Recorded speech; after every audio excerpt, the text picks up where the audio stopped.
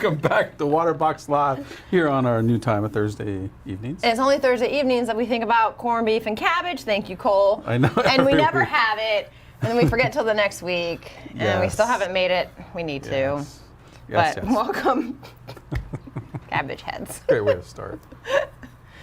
What are we doing? Well, if you guys haven't already, make sure you smash the like button, subscribe to the channel, hit that notification bell because we are here every single week. Yep, and we are on part 4 of our saltwater, freshwater kind of side-by-side builds. Yep. And we are adding some coral, trimming some plants, doing a little bit of stuff on both the tanks today. Yep. And guys, if you don't know already, which I'm sure you probably do, we are doing a giveaway on both of these systems. So at the end of this build, is this next week? Is this last week? Next week is the last week that we are here for it. But I think it's the following week that it ends, Keenan? Yes. Yeah. Sorry, I'm sharing the Facebook. We have Facebook friends. Okay, Last no. episode of it next week, but then the following week is when we draw the winners. Yeah, so we're giving away a Clear Mini 16 with an AI Prime Freshwater, Cube 15 Peninsula with an AI Prime Saltwater. Yep. And you're going to head over to waterboxaquariums.com/build. I think they could probably pull that up for you here in a second. Really easy to get entered. The cool thing about this page is it's going to give you all the previous episodes. It's also going to give you just general information on the build series. So once you scroll past the episodes, you can see we got one more episode left. You're going to get to the giveaway, fill out a little bit of information, and then you can do some social actions too, which is the coolest part. So that gives you one entry, given your name, your email address.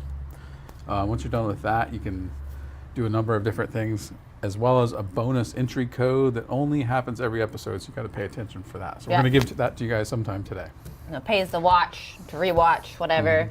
But great little tanks, love them. You can kind of see our goal is to see the diversity between freshwater and saltwater, the simplicity versus more complicated, or just the steps. A lot of people getting into it are like, which way do I go? How different are they?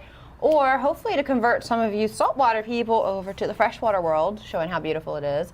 Yes. And also, I guess, vice versa. But 2 really great tabletop size aquariums that are easy, small, to get you started or bring you to the other type of keeping. Absolutely. I do want to mention again, you guys, we're live, so we're doing a Q&A at the end of the episode. So if you got any questions, whether it be about these desktop builds, whether it's about Waterbox in general, a problem you're having with your aquarium, doesn't matter what it is, ask us what we're eating for dinner, if we like corned beef and cabbage, whatever.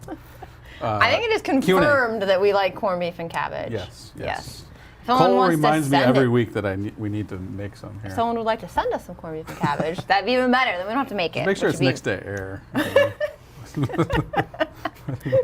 That'd be true. It'll be a little funky. by All the right. time it gets here. Don't mail us cabbage and corned beef, please.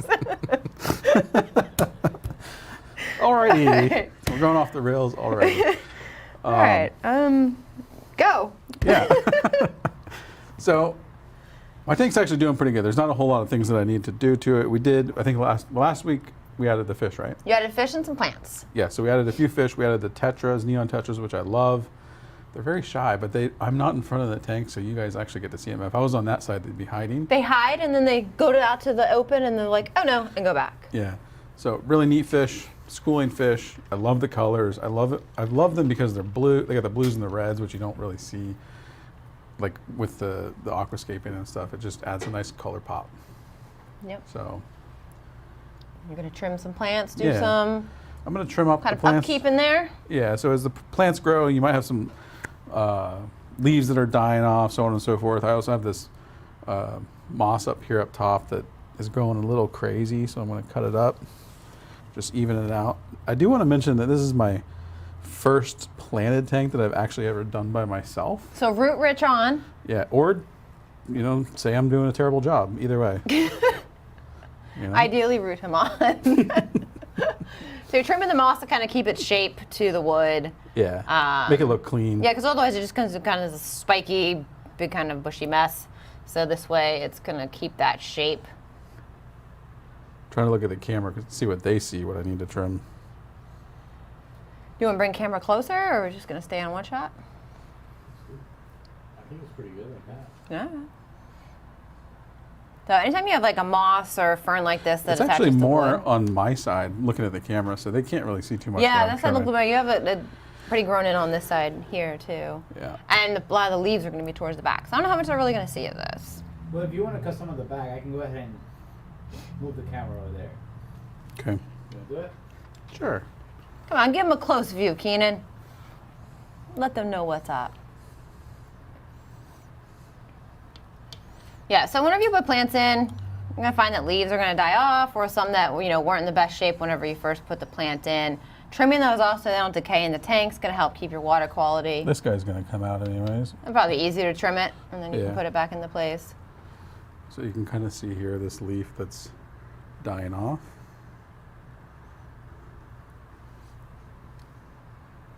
So trim it up, and that gives more energy for the plant to put What do you think? towards the Should new these go growth. too, Jess?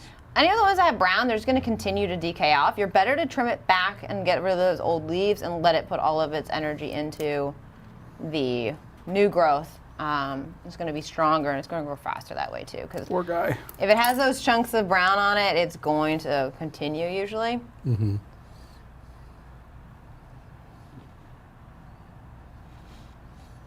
I love the look of yours where all the plants are off to one side and it's just very open and large on the It's a other nice side. little space for the fish to swim around and you can get a good look at them. Makes the tank look much bigger, Yeah. and it's not overcrowded, so you can really kind of enjoy the fish schooling, which is a perfect choice for this tank.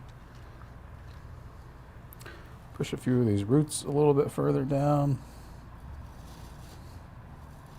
So with freshwater, once you get up and going, it's just kind of like some basic upkeep on the plants. How often would you say you got to trim the I feel plants like, in general? just keep an eye on it like once a week or two and just see if there's anything that needs to be trimmed down. Anything that's been kicked up by fish, or especially if you have like catfish or cory cats and stuff like that in there, they're more likely to kick up plants before the roots get more buried in. As the plants get established, you're going to find them not as easily to knock up because their root base starts to grow into the gravel and spread out, and they have a good anchor. You don't have nearly as much of an issue with that. So I got a little net here to take these guys, the floaters, anything that we've trimmed out. Maintenance usually means messier before better. Yeah.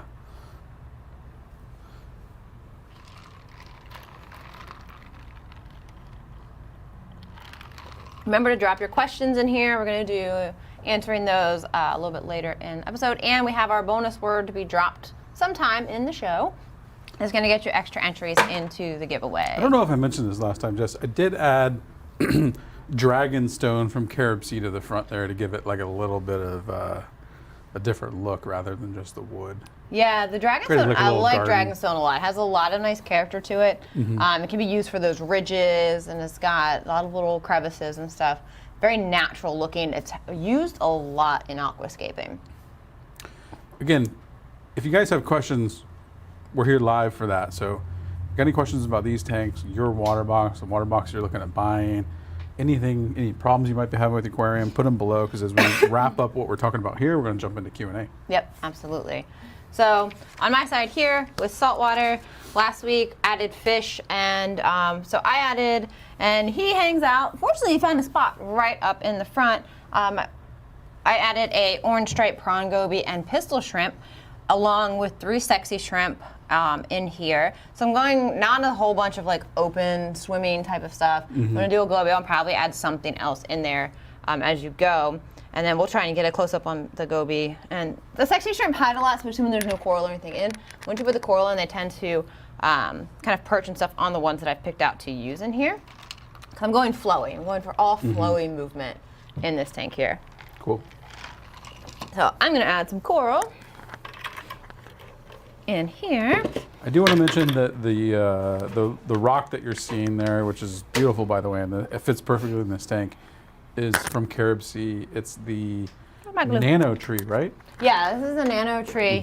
And yet people have been saying that they really like it. So it's something that we have considered carrying for an option for these smaller tanks.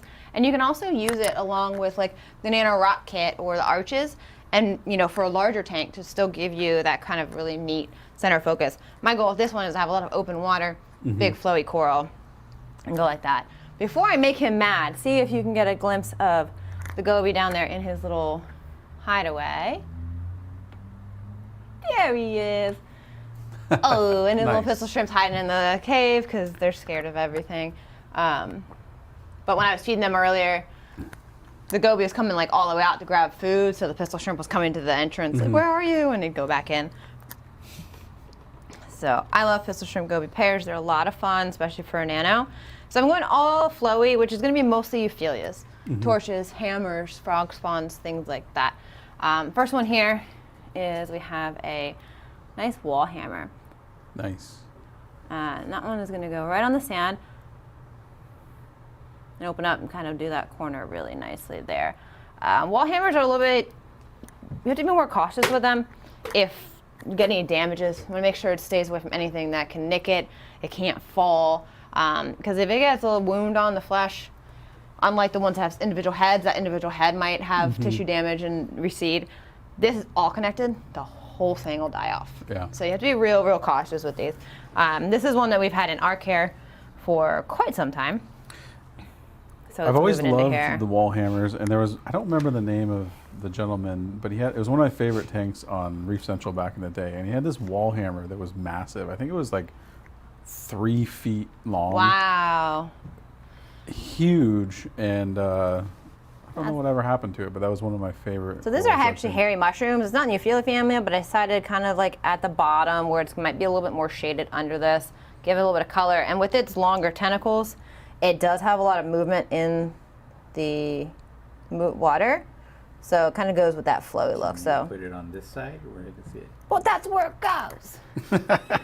Sorry guys, you can't see it. All right, it's over here. Fine, he'll go here for now. There you go. All right, there's your hair. But that's not where you go now. Cameraman did not like, Keenan did not like the positioning. Don't hide it from me. So the rest of this is all going to be hammers, torches, that kind of stuff, and frog spawn. And then we have, now with these, because kind of the shape of the rock here, you're going to have kind of wanting to basically make stuff hang out into the water column. So this is a really nice, I don't know, it's a fancy name, torch. I couldn't tell you. Torch. Yeah, beautiful torch. How about that? So I'm going to kind of put that somewhere that's going to have like good flow, a lot of water movement. So right now you're just trying to find a spot that you can kind of lock it into? Yeah, so some of these do have the pegs, and I didn't take them off because I'm going to show you the difference. So you have a peg one here. You can actually clip that bottom off, but sometimes it's actually beneficial if you want to use it in a little nook and cranny and just kind of rub back and forth with the glue. We're using the Ecotech coral glue. Good This stuff. is my favorite. It comes in big bottles. It's nice thick glue, works really well, bonds quickly. And you know, you don't want to get a runny glue because it makes it really Now, difficult. I know a lot of people use epoxy for this. Why don't you use epoxy? Just curious. I don't like epoxy. Okay, so is it preference or is it? It is preference. I think glue's easier. You just put a dab on, you're done. Like epoxy, you have It's to all take it. messy. The Leaves that epoxy, like. yeah, you have to knead it. Does it make your until skimmer go crazy too? it does make your skimmer go crazy. Your hands are going to be discolored if you don't wear gloves, because I don't wear gloves for anything. And I think it's just a lot more work than taking glue and just popping it on there Yeah. and being done with it. Especially with this Ecotech Marine coral glue, it's much easier Yep. Got a than it nice used to be. big ol' frog spawn. I think it's a frog spawn. Maybe a hammer, a big ol' hammer over here. And what I want to do is just fill up a lot of water vault, like open the water space. You're hiding from Keenan. I know. I didn't hold this one enough. Again, if you guys have questions, post them below. Those of you that are just joining us, head over to waterboxaquariums.com/build after the stream. Make sure you sign up for the giveaway. You want me to put it easier for you to see? That would help. So a lot of euphyllia. Are you going all euphyllia, or are you going to do other stuff like Gonopora? Goniopora too. I just don't want to start with Goniopora since it is a bit more sensitive. I mean, all the ones we have been around for a while, and usually, you know, make sure you get aquacultured ones, but they are still going to be a little bit more sensitive to keep. Euphyllia are actually pretty easy. But I just want anything with flow. So even softies that are really flowy can get added.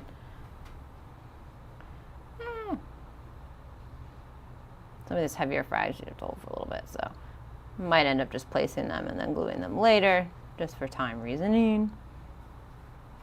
Yeah, because this one's pretty heavy. So the bigger the frag, you know, it's going to take longer to hold more glue if you're kind of trying to put it off to a ledge, which is what I'm trying to do.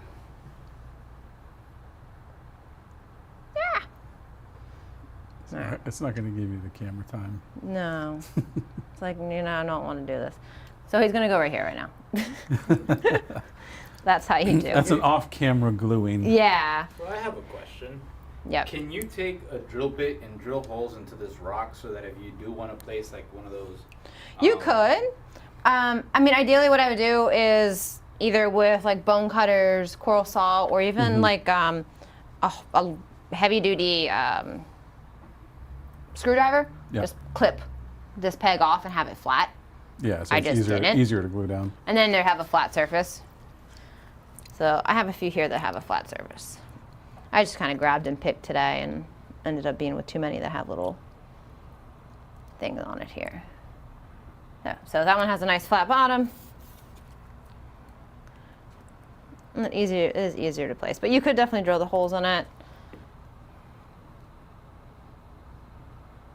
Yeah. And once these open, you generally don't see the base too much either. They're much easier when they're flat.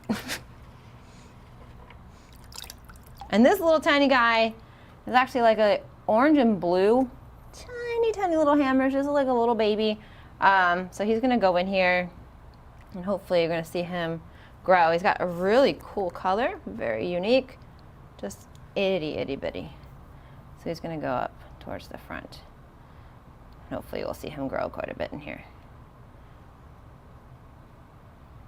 You see there's a ton more room in here, especially when I get the bigger ones up on the rock, add some more stuff in there, but going for all flowy in here.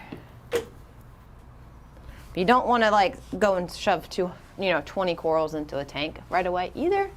Right. You do want to stock, within reason and kind of keep it slow and steady with a saltwater tank is extremely important.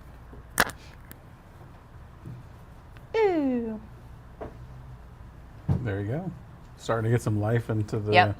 Takes a little bit longer, but you're finally starting to get I some need to life. adjust the light color on here before the show so that it like shows a little bit better. It's too much blue. I like that shot though.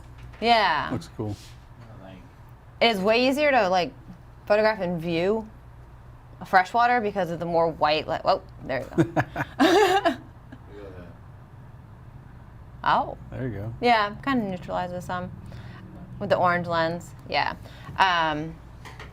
So if, moving along with the process, figure we're on week 4, slow steps, take your time. And all tanks may not be ready to go to these steps as quickly as these are.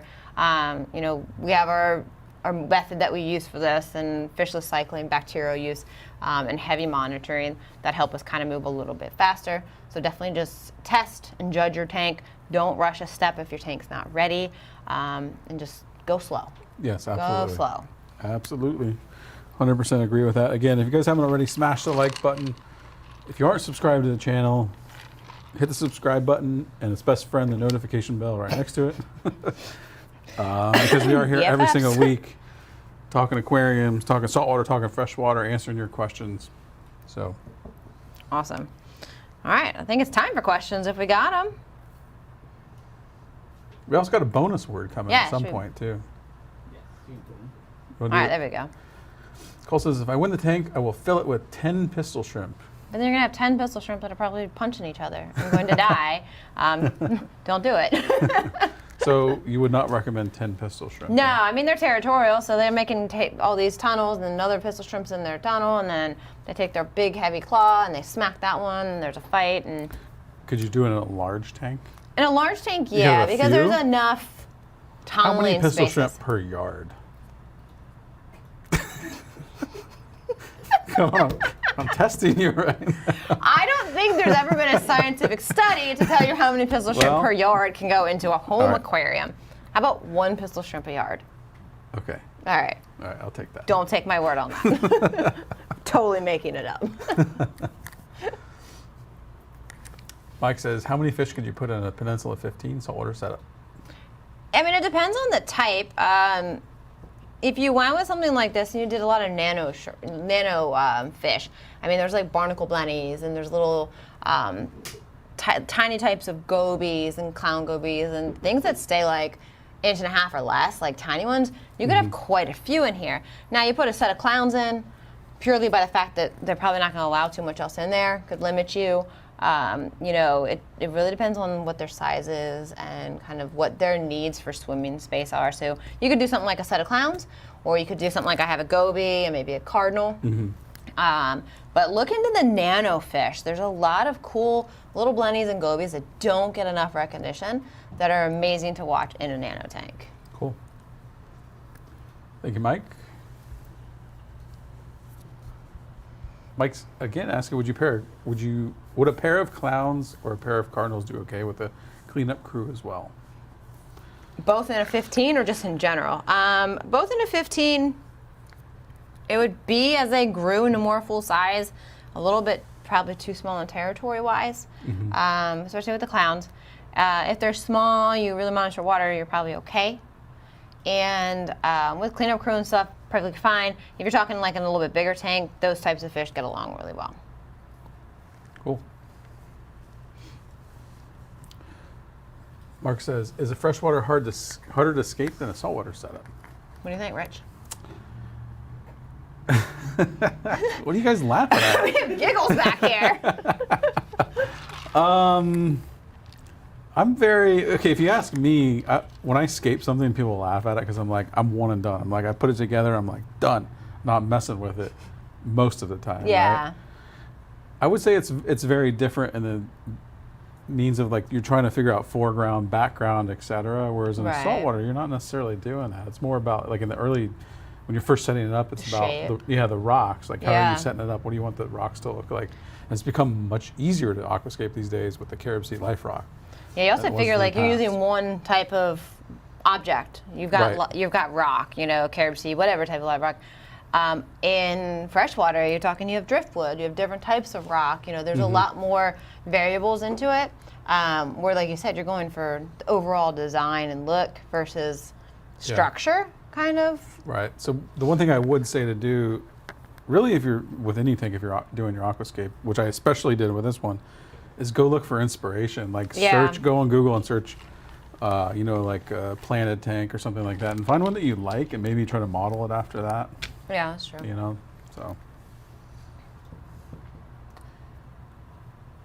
Do you all sell that Nano Rock setup with the rod? Does your website does not have rock with the rod? Does have Nano Rock, but no, we don't have it right now. So this is the first time I've used this one. Kind of getting a feel on how we like it for scaping, you know, in use. I mean, I love all CaribSea products, so I'm sure it's no different.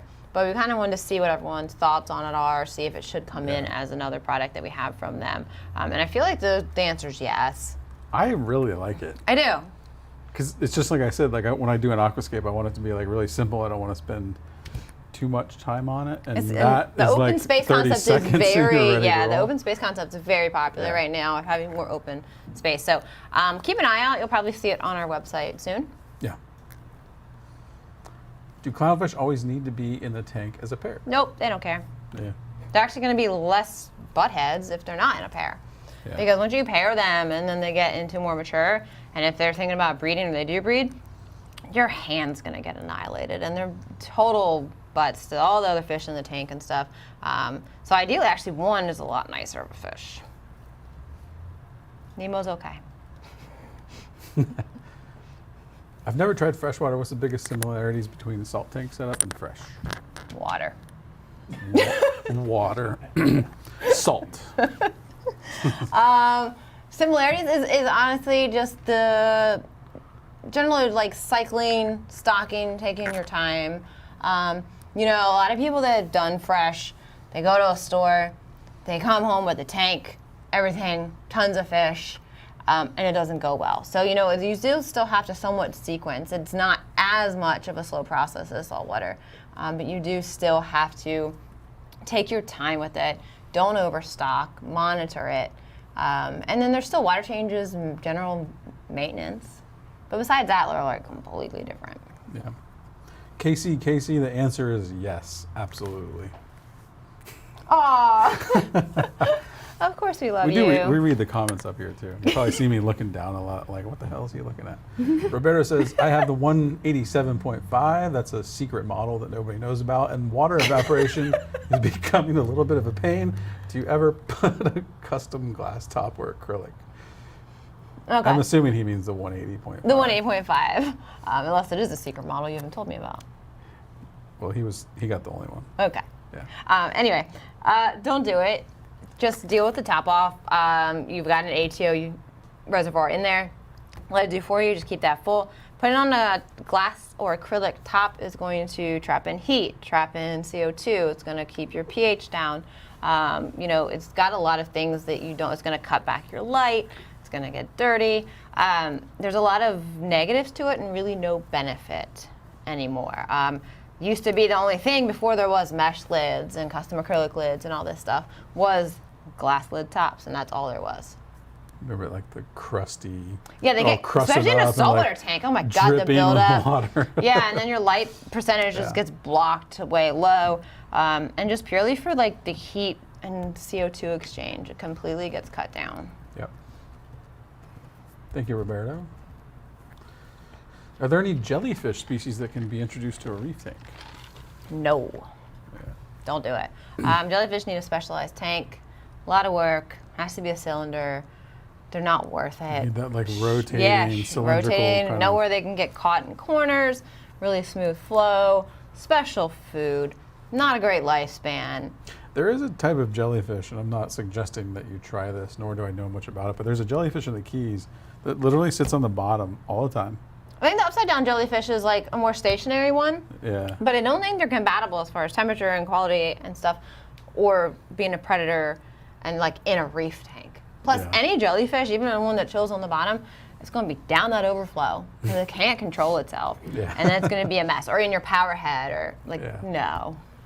Yeah, you gotta have a specific tank specifically for those. Yeah. Gary's asking, is there a reason that you don't remove the corals from the disc to glue them in?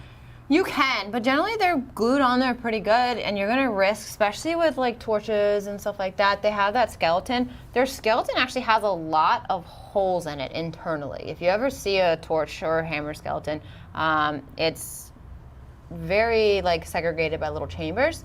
So if you put too much pressure on it, it will actually just crack, and usually in between half, and then it's gonna break the tissue. I just keep the disc on because they usually are going to blend in with the rock because corals grow and you don't really see them. Overall, eyesore is not a big deal. Now, if they're like not really attached and it's an easy break off, go for it. But with these type of corals, it's a high risk of damaging the coral itself. David's asking, how long would you recommend cycling a tank with just live sand and no bacteria in a bottle product? Don't do it. No, ideally, like, I don't know. I couldn't really tell you because I don't ever do that method. Use the live sand, use live rock or something like the CaribSea that has the good bacteria on it, and a bacterial supplement. I guess if you're doing just live sand and dead rock, it would be like kind of back in the day where you're going to spend that 4-6+ weeks, but you still have to have some kind of waste product going in, an ammonia source. And it's going to take a very long time for your tank to naturally build up that bacteria level to break down ammonia all the way through the cycle. Yeah. So ideally, invest in a little bit of bacteria and save yourself a lot of time and headache. Kevin, I joined this late, but is freshwater pretty limited on colorful plants to add coral, or why I'm set on doing another saltwater, but extra maintenance is what makes me hesitate and hope for fresh? Now, depends on how crazy you want to get with your freshwater. If you go look at some high-tech freshwater setups, and you're talking CO2, really powerful lighting, fertilizers, and a lot of extra hands-on, there are pinks, there are reds, there are oranges, and all the different shades of green you could think of. If you aren't in our group, go check out our official user group on Facebook. Yeah. And there are some to die for freshwater tanks. Look up the Dutch style planted tanks. Yeah, Dutch style has a lot of color. color. But it's One of not, my favorites. you're not going to get that kind of color in a low-tech setup. Yeah. Because the ones that can handle it are going to be on the more green thing, which is, I think the green is just a beautiful natural look to it. But you're going to have a mostly green scheme for easier plants. Yeah. But man, there's some really nice high-tech plants out, systems out there. Thank you, Kevin. Mark's asking, can I put a hammer and a frog spawn together? And a torch. Yeah, Sure. they're all the Euphyllia family. They're related. Main difference is just their tentacle strength. For the most part, they can be near each other. They can generally have their tentacles touching, but it's not a for sure. You may have one torch that just seems overly aggressive and the corals around it don't seem happy. And then you may have to where you've got all of them mixed together, living life, and it doesn't matter. So of course there is some limitations to it, but for the most part, the Euphyllia family all get along pretty well in close quarters and make for a beautiful flowy tank. Awesome. I do want to mention, because I see a number of more people in here, if you haven't already, it is mandatory to smash the like button, Yep. subscribe to the channel, hit that notification bell, and we are giving away a clear Mini 16 with a light, P Mini, previously P Mini Cube 15. You can feed yourself. Yeah, I did. With a light here coming up in a couple of weeks. So head over to waterboxaquariums.com/build, fill that form out, get yourself a chance to win that. I just wanted to show an example of a colorful tank in our user. Yeah, absolutely. So Ah, again, like Jess mentioned, this is our Facebook user group. If you're not in it, go check it out. It's facebook.com/groups/waterbox group. And join that, because there's nearly 20,000 other Waterbox owners, aquarium keepers in there, whether it's freshwater, saltwater. yeah. You can see all the pictures there. A lot of inspiration. Yeah, a tons of lot. inspiration.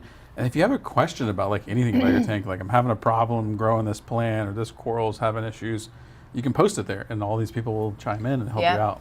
Yeah, and it's a great resource. It's a lot of just friendly, helpful people. We keep a lot of positivity happy there. But any idea you could think of, I'm sure there's someone in there that has it or can guide you or answer questions and stuff. Yeah. So definitely hop on over there and join. And I think that might be part of the social actions too, right? To get points. If Maybe. it isn't, it should be. It will be Oh. tomorrow. It's in there. Okay, it is in there. We have a word of the day. All right, so we got got our a bonus bonus word. The bonus word, if you don't know, is another way to get more entries into winning these 2 tanks. So we have a bonus word right now. All right. Cube. Cube. That's an easy one. All right, get that entered in on the giveaway page, get you some extra entries. And we have next week, we're gonna be finishing up with these tanks. Week after that is when the winners are picked for the giveaway. Yep. So you still have time to get all the social actions done. Another bonus word next week. Lots of entries to be had. Right on, right on. Get you a cube. Yeah, we're gonna be here next week. Sorry. Same time. And then next week we're going to talk about maintenance on our tanks, kind of do a check-in, see if we've added anything else, and just kind of go over like, what are you going to have to do in your freshwater tank to keep it? What are we going to do on the saltwater? To give people an idea of what, if they choose one way or another, what kind of maintenance schedule and work they're looking at. Because it is a bit different between the two. Right. So, yeah, it's a good way to decide which direction you want to go. yep. So we're going to take a look at that next week. Awesome, you guys. And again, just want to remind you, if you haven't, smash that like button, subscribe to the channel, and hit that notification bell. And we will see you next Thursday. See ya. Thank you all for watching. Remember to smash that like button, subscribe to the channel, and hit that notification bell. And also remember, you can visit us online at waterboxaquariums.com. Also join our official Facebook group. Thanks for watching live. See you next week.